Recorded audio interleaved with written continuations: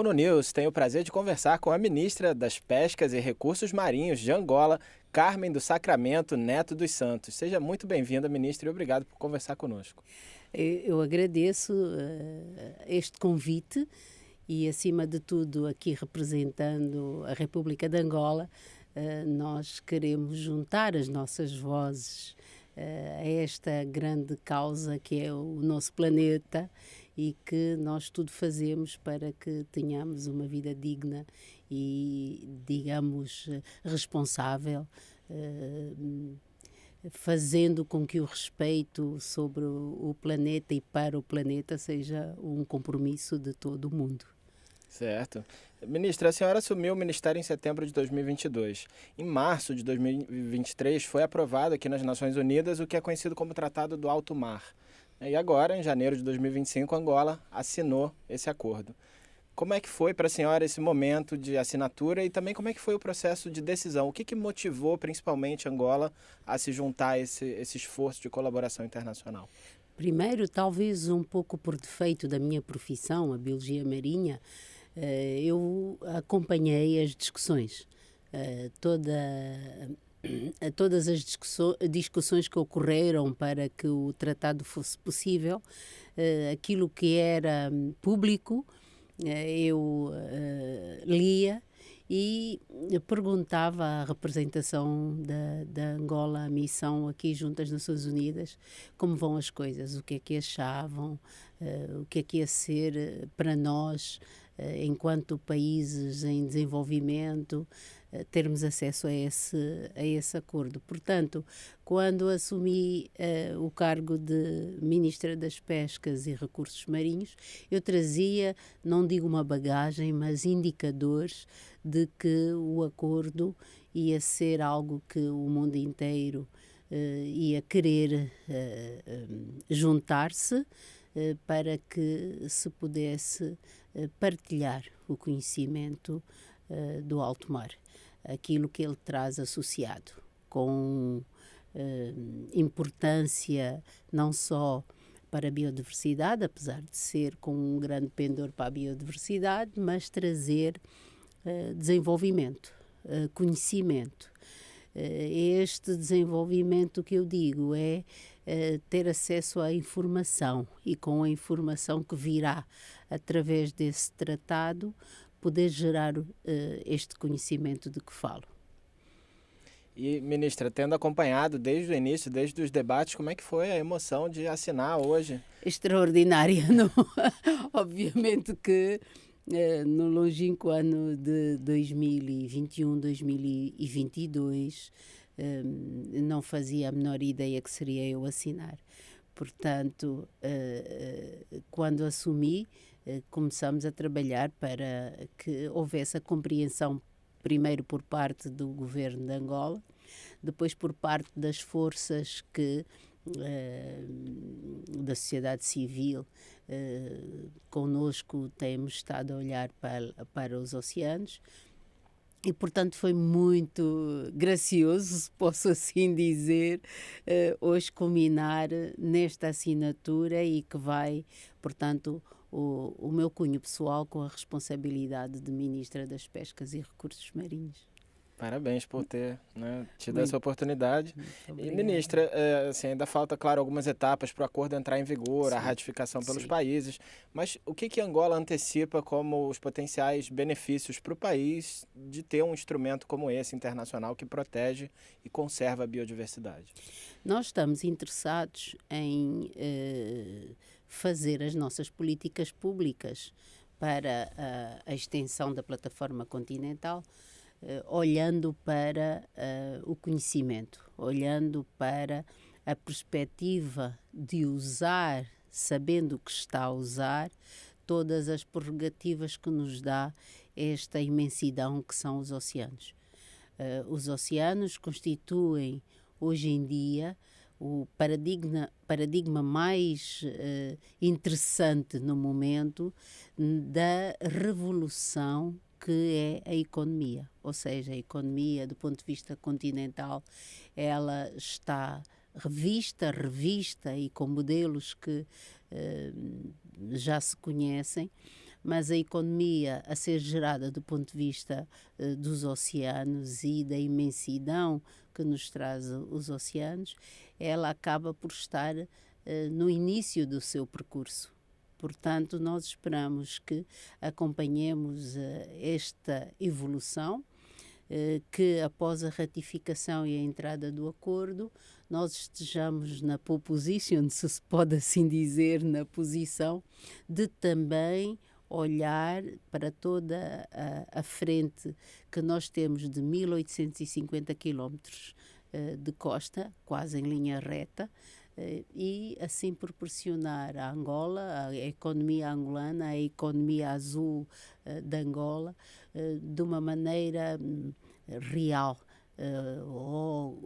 direi mais do que real, mas assente em bases científicas, que é a primeira parte do acordo, vai permitir-nos. Portanto, as políticas públicas que vamos fazer é olhar numa primeira fase para a evolução da zona costeira, o seu planeamento e ordenamento para que todas as atividades sejam mapeadas, que não haja sobreposições de governança e que acabe por se estender também em toda a área marinha, agora até as 200 milhas, mas com o Tratado do Alto Mar será para além das 200 milhas e, portanto, quando isso for possível, nós contarmos estar preparados ou em fase, na última fase da preparação, para que efetivamente façamos parte deste movimento e dessa mudança extraordinária que esperamos,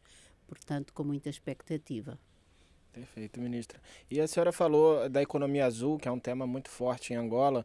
O país está num momento de diversificação econômica. Como que o setor da pesca e dos recursos marinhos pode contribuir com esse processo de diversificação, levando em conta a economia azul como uma tendência, mas também alguns desafios, né, como pesca ilegal, mudanças climáticas? Como é que a senhora vê Angola nesse cenário?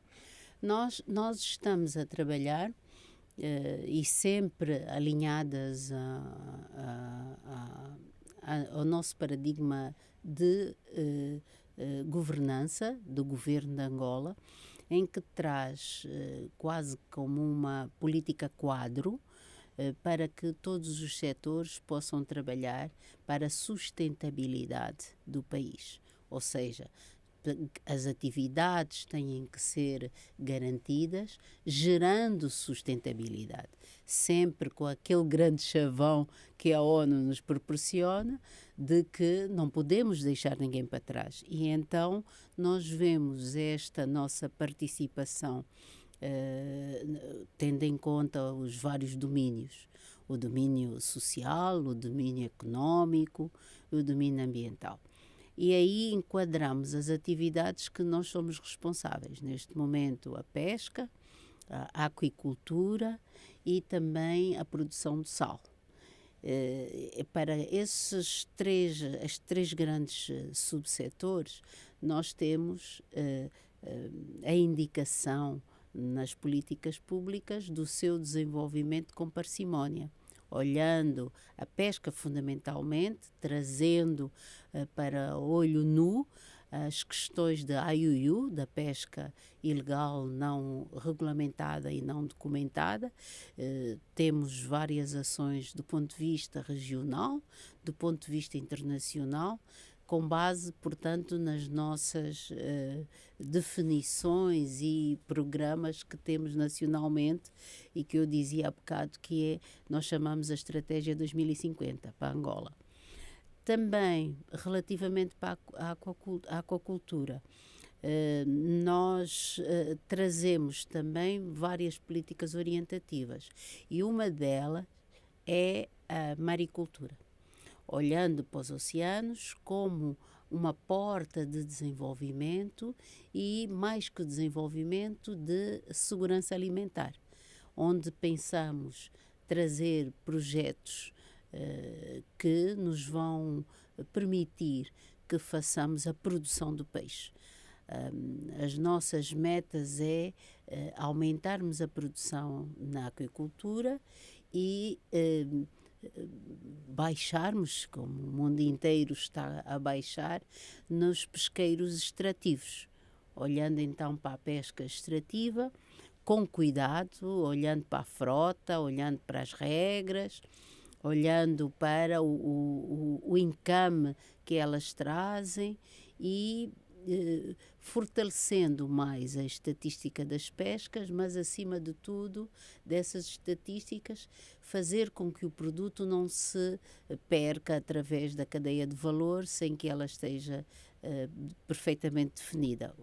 Ou perfeito perfeitamente pode ser até um adjetivo muito forte, mas que tenha, portanto, a qualidade requerida. E essa qualidade leva-nos até para as exportações. Olharmos com cuidado para a segurança alimentar nacional e os excedentes ou aqueles produtos da pesca e do mar que possam ser exportáveis, eles poderem ser e aí aumentar a nossa contribuição para o produto interno bruto. Claro.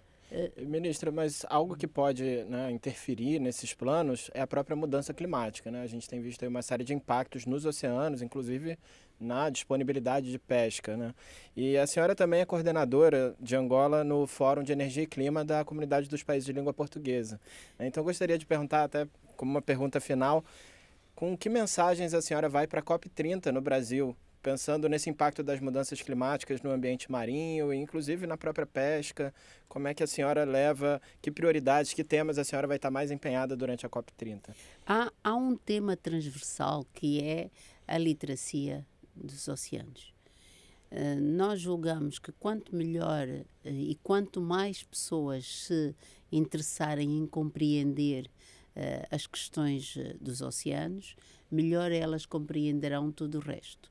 Nós levamos também para a COP as questões internas de Angola, para olharmos para as experiências, que é, por exemplo, para a pesca extrativa, a descarbonização que pode ocorrer a nível da frota, a sua atualização, um dos fatores. Levamos essa questão mesmo de conservação dos ecossistemas como uma das premissas para haver a conservação da biodiversidade.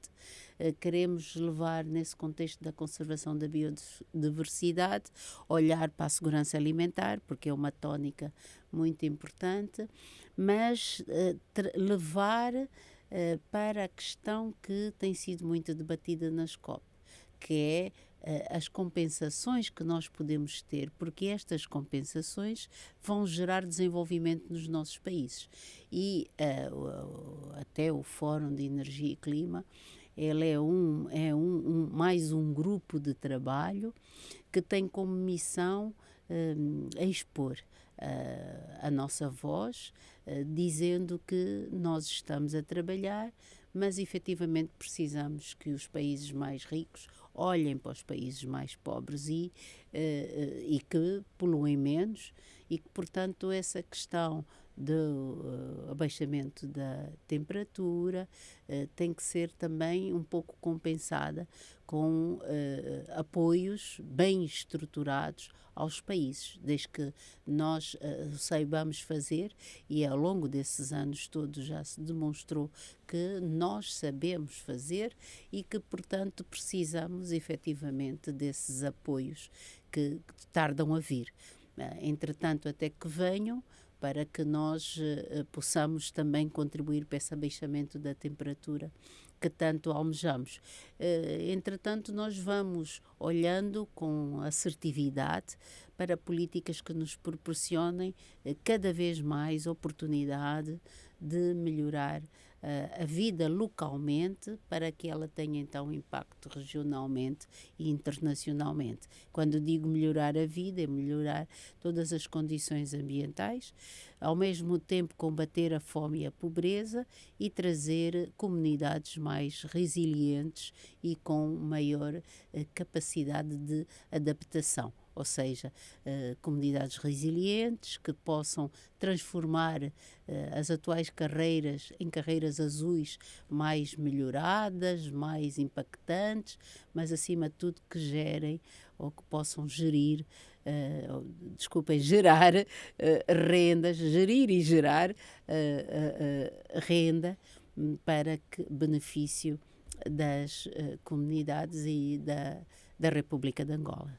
Perfeito. Sem dúvida, é um conjunto de mensagens muito importante aí para a COP30, essa conferência tão importante que vai acontecer no Brasil. Ministra, mais uma vez, muito obrigado pelas suas considerações, pelas suas reflexões. Seja sempre bem-vinda de volta.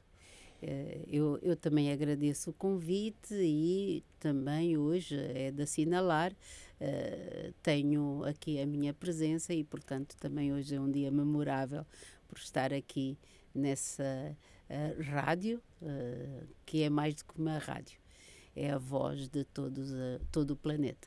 Muito obrigada. Muito obrigado, ministra.